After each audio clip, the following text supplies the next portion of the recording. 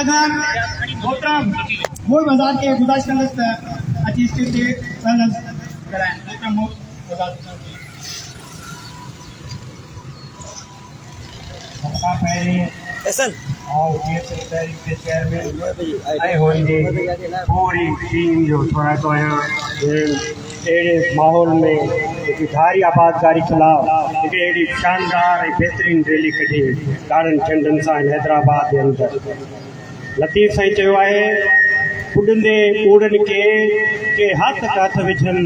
पसो लज लतीफ़ चए केॾी कई कखनि तोड़े कंधी कनि न त साणनि वञनि सीर अॼु हिन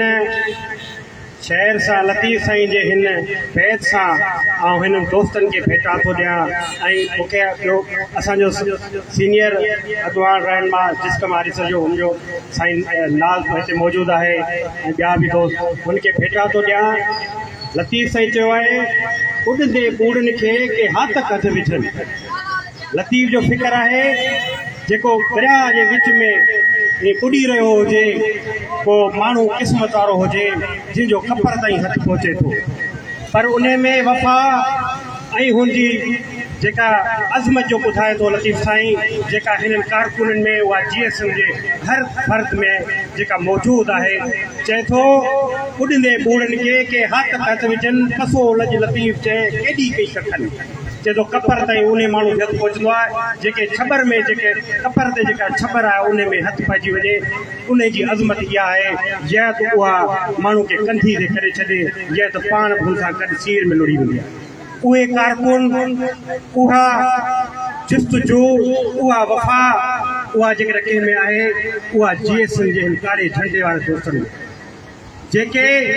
सिंध धरती जे ख़ातिर अॼु दोस्त ॿुधायो हिकिड़ो अॼु शहीद थियो आहे कल भी जो टियों ॾींहुं शाम जो भी उन एजेंसियुनि जे हथां खमदे जेके शदीद ज़ख़्मी थी बाहूं टंगू टोड़ा सिविल हॉस्पिटल में पिया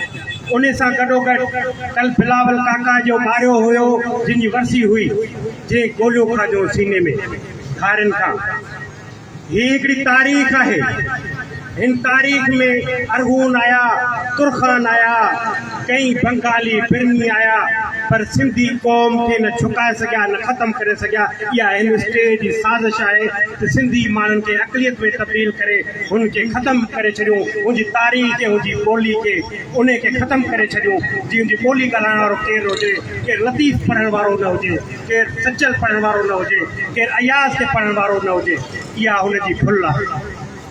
हिते दोस्त साहब भी असांजा उर्दू में काफ़ी सारा आहिनि ऐं उसे पासे में उर्दू समझण वारा आहिनि जेके रिपोर्टिंग तेज़ी से पहुँचाईंदा उनको मैं ये कहता हूँ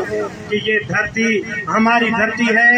एक भी जब तक सिंधी यहाँ है तो ये उसकी धरती है उसका वारिस वो है जो यहाँ खड़ा होगा वो भले एक सिंधी हो भले लाख तुम अगवानी लेकर आओ लाख धारे लेकर आओ मगर जब तक हम जिंदा हैं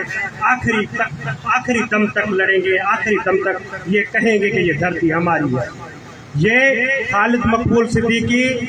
यहाँ उसने कहा कि ये सिंध माँ नहीं है हम कहते हैं आपकी माँ नहीं है बिल्कुल क्योंकि आपको हमने पनाह दी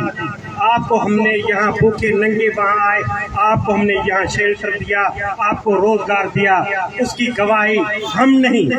डॉक्टर मुबारक अली आपके उर्दू कम्युनिटी का सबसे बड़ा अदीब और दानिश्वर और पढ़ा लिखा बंदा है कोई इस वक्त वो है डॉक्टर मुबारक अली वो कहता है उसने कहा है मैंने पढ़ा एक मैगजीन में उसने इंटरव्यू दिया कि हम वहाँ इतने गरीब थे कि हमारे पास रहने के लिए छत नहीं थी हम सोचते थे कि सिंध क्या होगी हम जब वहाँ मैं बच्चा था वहाँ निकला बहुत खुश था जब सहरा में पहुँचा तो मुझे एहसास हुआ कि हम कहाँ फंस गए जब मैं हैदराबाद हीराबाद में पहुंचा बहुत दरियाओं वाले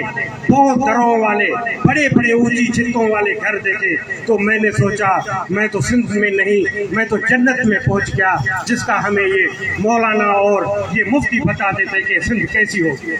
जन्नत कैसी होगी उसी जन्नत में पहुंच गया ये डॉक्टर मुबारक अली के लफ्ज है उसने उसी इंटरव्यू में कहा कि GM सैयद कि उर्दू आबादी मुखालिफ क्यों करती है। उसने कहा कि क्योंकि इतने कद का कोई बंदा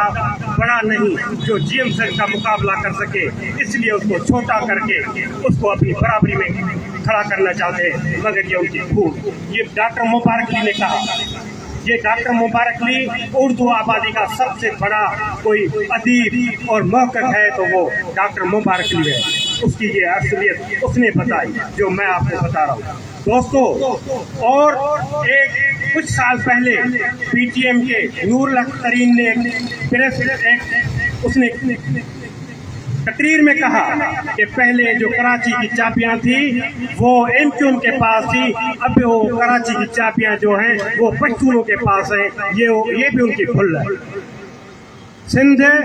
हमारी माँ है, कराची उसका शहर है, वो कश्मीर हो, वो मीरपुर खास नंगर पार्कर हो, वो दादू हो या कराची हो, ये एक एक इंच ये सिंधी कौम का है। ये उसके रहने वाले जिसके कब्रिस्तान यहाँ हैं, ये उसके आबा अजदाद यहाँ हैं, उनकी ये धरती है। उनको कोई ये मिटा नहीं सकता, नहीं उनकी तारीख को मसक कर सकता। ये हमारा है। हम मंजूर पश्तीन को ये कहते हैं